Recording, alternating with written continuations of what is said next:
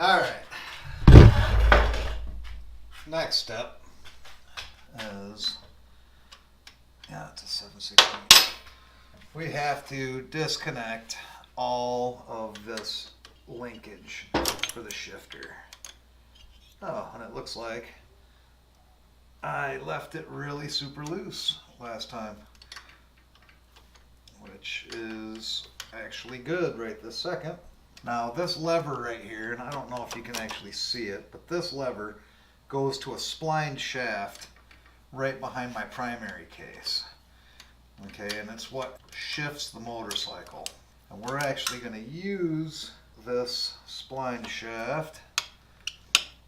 First, we got to find the little Allen screw that tightens up. Okay, there it is. That tightens the little splined clamp to hold this on, and I fucking Loctited the shit out of it, so it's gonna suck. Holy fuck. Boy, I wasn't kidding either. This is gonna fucking flat out hurt. I'm gonna, when it breaks loose. Okay, so I'm missing an entire set of 3/8 drive Allen keys, but it's a 1/4 inch Allen. So what I did is I grabbed a 1/4 inch drive, 1/4 inch socket, and this long impact extension number 2 bit, because that's the same exact thing as a 1/4 inch Allen key, and then just slid it in there and used it, and it worked, because you know, you got to do what you got to do. So now we got to use this long one. Now this application calls for red Loctite, which of course would be in a blue container. I'm going to use blue Loctite because if I do end up selling this bike, I'm going to have to jerk all this shit off of here, because most people don't want a suicide clutch on a jockey shift. No, I don't remember what I did with this bolt right here, so I'm gonna have to go do some hunting. One thing, it's another, but I think I got it figured out. Some fucking Loctite on her. Don't think this is the bolt for it, but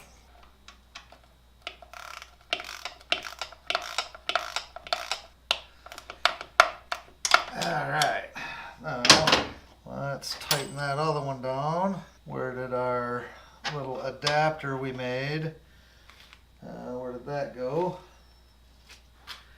Ah, there it is. Yeah. Not quite perfect, but ow! That hurt. But it shifts. The next thing we got to do is remove this. And this is pretty easy. It's just on a splined clamp like this. You don't always have to pull these all the way out, but I always do, because it just makes everything easier. Let's get that out of there. So that is going to go right in here. First, we got to figure out how this goes first, because I don't remember. What was it like? Yay. That fucker slid out anyway. So let's start disconnecting this.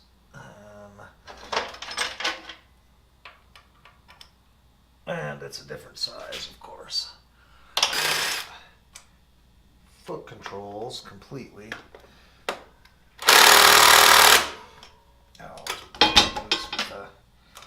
Break them loose with the ratchet. And then we should be able to crank them off pretty easy. Now, as I recall, I had to get weird and just kind of loosen this one. And I think it was these two I had to completely pull. Because, like I said, they don't actually make a kit for this bike. So I had to do some modifying to make it fucking work. I believe. Let's get that in there. I believe I did it like this.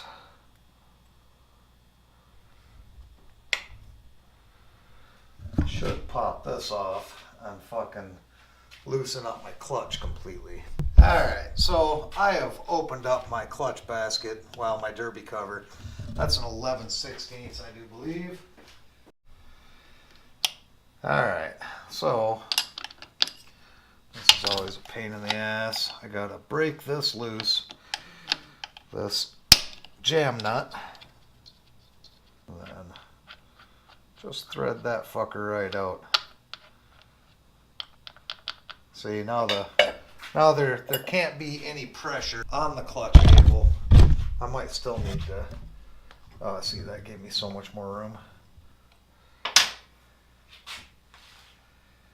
Oh, it's getting to be that time of the night where I start dropping fucking tools and not being able to find them. Alright, I finally figured out what I had done, how I did it.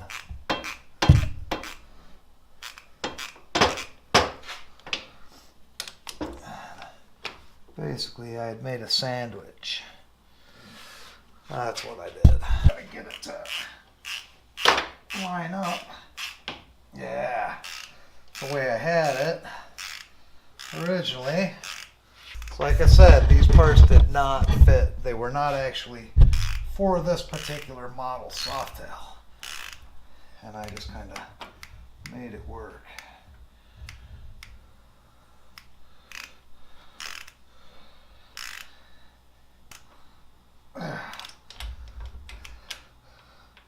All of this to make my bike harder to ride, but way more fun. All right, so can I? Yes.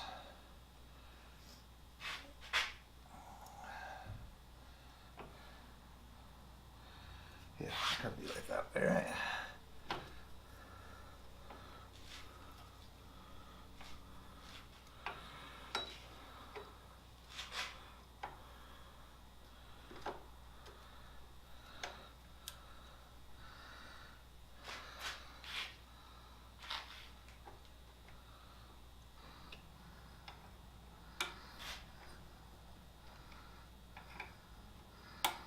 I don't believe this one has a groove in it. Don't remember a groove. I gotta be careful because the foot pegs I built for this bike are fucking razor sharp. They will hurt you. Okay, we have the clutch basically installed here. I don't know if I like it right there or not. We'll have to see. We need to screw this all the way in until it seats. Okay, and you just want it to seat snug. You don't want to go crazy with it. Alright, once you have it snug, then you're going to go 3/4 of a turn. As soon as you have it, you got to have play in the system. Once you have the 3/4 of a turn, some guys go half, some guys go full turn. Depends on what you're doing or how you like it. Okay, now we still have lots of clutch play, but you can see that it's engaging the clutch. Okay, now we gotta adjust it here. You can see we got, look at all that play. You only want about 1/8 of an inch. This should tug out 1/8 of an inch, but my I don't think my cable is, I don't remember it being routed this way. Maybe I do, I don't really know. In any event, we need to make this cable a little shorter, which means adjuster at this end. Alright, now see, we're getting full clutch right there with plenty of free play. Like definitely, I don't think that's where I want my foot pedal. We might have to move that. But for now we've got a foot clutch. So we're gonna lock this down. Wrong side. That's our jam nut. Jam our jam nut. We have a working foot clutch. Everything is, as you can see, and the foot clutch hand shift is installed. I will fine tune it later. So this has been an episode of Reverend Sam and the Church of the Spinning Wheel. I hope you enjoyed it. We'll see how she goes.